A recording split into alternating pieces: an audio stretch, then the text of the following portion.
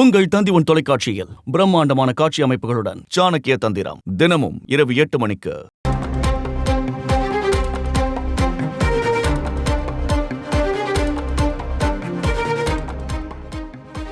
திமுக தலைமையகமான அண்ணா அறிவாலயத்தில் முதலமைச்சர் திடீர் ஆலோசனை மேற்கொண்டிருக்கிறார். நேற்றைய தினம் திமுக அதன் பவள விழாவை கொண்டாடி முடித்த நிலையில் இன்றைய தினம் திமுக தலைமையகத்தில் முக்கிய ஆலோசனை நடைபெற்று வருகிறது. 2026 தேர்தலில் வரலாற்று ரீதியிலான வெற்றி, அதோடு சேர்ந்து நேற்றைய கூட்டத்தில் வைக்கப்பட்ட கோரிக்கை திரு பழனிமாணிக்கம் அவர்கள் முன்வைத்தார். உதயநிதியை துணை முதலமைச்சராக்குவது அப்படின்ற கோரிக்கையை முன்வைத்தார். இது உள்ளிட்ட பல விவகாரங்கள் இன்றைய இந்த ஆலோசனையில் இடம்பெறும் தெரிகிறது. செய்தியாளர் ராமச்சந்திரன் கூடுதல் விவரத்தோடு இருக்கிறார். ராமச்சந்திரன், இந்த கூட்டத்தில் திமுக சார்பில் இப்போ முதலமைச்சர் கலந்து கொண்டிருக்கிறார். மற்ற முன்னணி தலைவர்கள் யாரெல்லாம் பங்கெடுத்திருக்கிறார்கள்? இதில் என்னென்ன விவகாரங்கள் பேசப்படும்? வணக்கம் கார்கே. திமுக தலைவரும் தமிழக முதலமைச்சரான திரு ஸ்டாலின் சென்னை அண்ணா அறிவாலயத்தில் முக்கியமான ஆலோசனை மேற்கொண்டு வருகிறார்.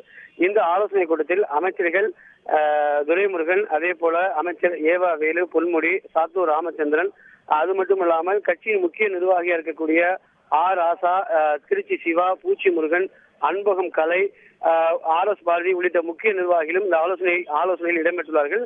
இதில் மிக பிரதானமாக 2 விவகாரம் குறித்து விரிவாக ஆலோசிக்கப்பட்டு வருவதாக முதல்கட்ட தகவல் தெரிவிக்கின்றன. ஒன்று, நேற்று சென்னை நந்தனத்தில் இருக்கக்கூடிய YMCA மைதானத்தில் திமுகவின் 30 விழா நடைபெற்றது. இந்த 30 விழாவில் அமைச்சர் உதயநிதியை துணை முதலமைச்சராக அறிவிக்க வேண்டும், மீண்டும் காலம் தாழ்த்தக்கூடாது எனவும் முன்னாள் மத்திய அமைச்சர் திரு SS பழனிமாணிக்கம் ஒரு முக்கிய அறிவிப்பை வெளியிட்டுள்ளார். அந்த அடிப்படையில் அவருக்கு துணை முதலமைச்சர் அறிவிக்கப்படலாம் என்ற ஒரு எதிர்பார்ப்பு இன்று காலை முதல் நிலவி வருகிறது. அந்த அடிப்படையில் துணை முதலமைச்சர் பொறுப்பு குறித்து விரிவாக ஆலோசிக்கப்பட்டு வருவதாக தெரிகிறது. அது மட்டுமல்லாமல் வரும் 28ஆம் தேதி காஞ்சிபுரத்தில் திமுகவில் பவள விழா பொதுக்கூட்டம் நடைபெறுகிறது. அந்த பவள விழா பொதுக்கூட்டத்தில் கூட்டணி கட்சி தலைவர்களுக்கெல்லாம் அழைப்பு விடுக்கப்பட்டு வருகிறது. காங்கிரஸ், இடதுசாரி, மதிமுக, VCK உள்ளிட்ட கட்சிகளுக்கு அழைப்பு விடுக்கப்பட்டுள்ளது. ஆகையால் எவ்வாறு அழைப்பது, யாரை அழைப்பது என்பது குறித்து இந்த 2 விவகாரங்கள் குறித்து விரிவாக விவாதிக்கப்பட்டு வருவதாக தெரிகிறது. மிக முக்கியமாக இன்று அமைச்சர் உதயநிதிக்கு துணை முதலமைச்சர் பொறுப்பு அறிவிக்கப்படலாம் என்றும் எதிர்பார்க்கப்படுகிறது. அந்த கருத்தை மையப்படுத்தி விரிவான ஆலோசனை கூட்டம் நடைபெறுவதாக முதல் கட்ட தகவல் தெரிவிக்கின்றனர். ஏற்கனவே இது தொடர்பாக தமிழக ஆளுநர் திரு RN ரவி நாகையில் நடக்கக்கூடிய ஒரு மீன்வளத்துறை பல்கலைக்கழகத்திற்கு பட்டமளிப்பு விழாவுக்கு பங்கேற்றுள்ளார். ஆகையால் அவர் இன்று மாலை சென்னை 3:30 மணிக்கு சென்னை திரும்புகிறார். அவரை சந்திப்பதற்கான ஏற்பாடுகளும் செய்யப்பட்டு வருகிறது. ஒருவேளை துணை முதலமைச்சர் பொறுப்பு, அது மட்டுமல்லாமல் அமைச்சரவை மாற்றம் அல்லது விரிவாக்கம் உள்ளிட்ட தகவல் வருகிறது. அது தொடர்பான ஒரு பரிந்துரை கடிதம் எழுதி தமிழக ஆளுநரை சந்திப்பதற்கான வாய்ப்பு உள்ளது. அது குறித்து விவாதிக்கப்பட்டு வருவதாக தெரிகிறது. மிக பிரதானமாக அமைச்சர் உதயநிதிக்கு துணை முதலமைச்சர் பொறுப்பு வழங்குவது குறித்து திமுக தலைவரும் தமிழக முதலமைச்சருமான திரு ஸ்டாலின் சென்னை அண்ணா அறிவாலயத்தில் திமுகவின் தலைமை அலுவலகமான அண்ணா அறிவாலயத்தில் விரிவாக ஆலோசனை மேற்கொண்டு வருகிறார். அதே நேரத்தில் அமைச்சரவை மாற்றம் பற்றிய செய்தி கடந்த 1 மாதமாகவே இருக்கிறது. முதலமைச்சரும் வெளிநாட்டுக்கு செல்வதற்கு முன்பும் சென்று வந்த பிறகும் நீங்கள் நினைப்பது நடக்கும் அப்படின்லாம் பத்திரிகையாளர்கள் மத்தியில் பேசினார். அமைச்சரவை மாற்றத்திற்கான தகவல்ல யாருடைய பேர்ல இடம்பெற்றிருக்கிறது? அமைச்சரவை மாற்றம்னா அது எந்த அளவு வரை இருக்கும்? நிச்சயமாக அமைச்சரவை மாற்றம் இருக்கும் என்று முதலமைச்சர் 17 நாட்களுக்கு முன்பாக 17 நாட்கள் வெளிநாட்டு பயணம் மேற்கொண்டார். வெளிநாட்டு பயணம் மேற்கொள்ளும் பொழுது பொறுத்திருங்கள், நீங்கள் நினைப்பது நடக்கும் என்றார். அது மட்டுமல்லாமல் வெளிநாட்டு பயணத்திற்கு பிறகு சென்னை மீனம்பாக்கம் விமான நிலையத்தில் செய்தியாளர் சந்திக்கும் பொழுது 30 விழா, திமுகவின் 30 விழாவுக்கு பிறகு அந்த அறிவிப்பு இடம்பெறும் என்றும் முதலமைச்சர் செய்தியாளர் சந்திக்கும் போது தெரிவித்துள்ளார். அந்த அடிப்படையில் அமைச்சரவை மாற்றம் இருக்கலாம் என்றும் எதிர்பார்க்கப்படுகிறது. பாஸ்கர், இந்த கூட்டத்தில் ஆலோசிக்கப்பட்ட வரக்கூடிய முக்கிய விஷயங்கள் என்ன? உங்களுக்கு கிடைத்திருக்கக்கூடிய தகவல்கள் என்ன? தமிழக முதலமைச்சர் ஒரு 10 மணி 15 நிமிடங்களுக்கு வீட்டிலிருந்து புறப்பட்டு தலைமைச் செயலகத்துக்கு வருகை தந்தார். அப்போதும் அமைச்சர்கள் துரைமுருகன், ஏவா வேலு, பொன்முடி, KN நேரு ஆகியோர் உடனிருந்தார்கள்.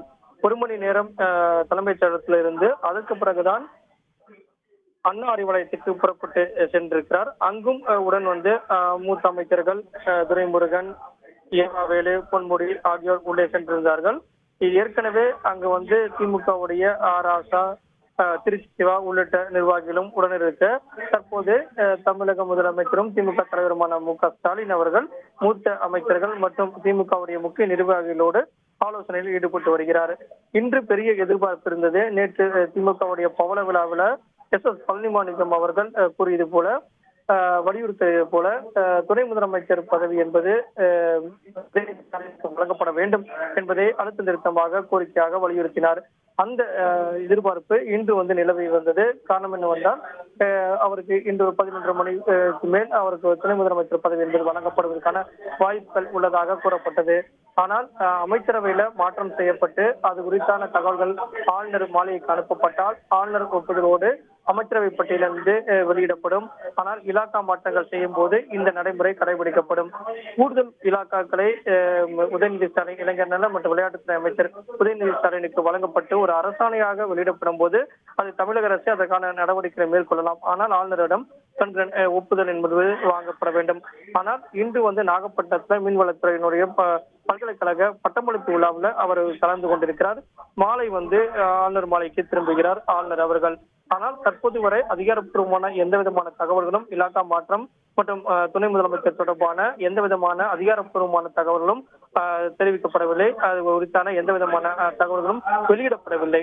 காரணம் என்றால் இதற்கு முன்னதாக விஜய் அவர்கள் கட்சியுடைய கொடி ஏற்றப்பட்ட நிகழ்ச்சிகள் அன்றே துணை முதலமைச்சர் பதவி வழங்கப்படுவதாக அதிகாரப்பூர்வமாக அறிவிப்பு வெளியிடப்படுவதாக தகவல்கள் வெளியாகின. ஆனால் அது குறித்தான எந்த விதமான அறிவிப்பும் அன்று வெளியிடப்படவில்லை. அதே நிலைதான் இன்றும் நீடிக்கிறது. அதிகாரப்பூர்வமான அறிவிப்பு என்பது தமிழக அரசால் தமிழக முதலமைச்சரால் எந்த முடிவும் எடுக்கப்படவில்லை. ஆளுநர் மாளிகைக்கு அது குறித்தான எந்த தகவல்களும் அனுப்பி வைக்கப்படவில்லை. இதன் காரணமாக எதிர்பார்ப்பு நிலவி வருகிறது திமுகவினர் மத்தியில். அந்த எதிர்பார்ப்பு பூர்த்தி செய்யப்படுமா என்பது எதிர்பார்ப்பாகவே இருக்கிறது. தமிழக முதலமைச்சர் இந்த அமைச்சரவை மாற்ற விவகாரத்தில் என்ன முடிவு எடுத்திருக்கிறார் என்பது குறித்தான தகவல்கள் அதிகாரப்பூர்வமாக அறிவிக்கப்படும் போதுதான் வெளியாகும். உங்கள் தந்தி1 தொலைக்காட்சியில் பிரம்மாண்டமான காட்சி அமைப்புகளுடன் சாணக்கிய தந்திரம் தினமும் இரவு 8 மணிக்கு.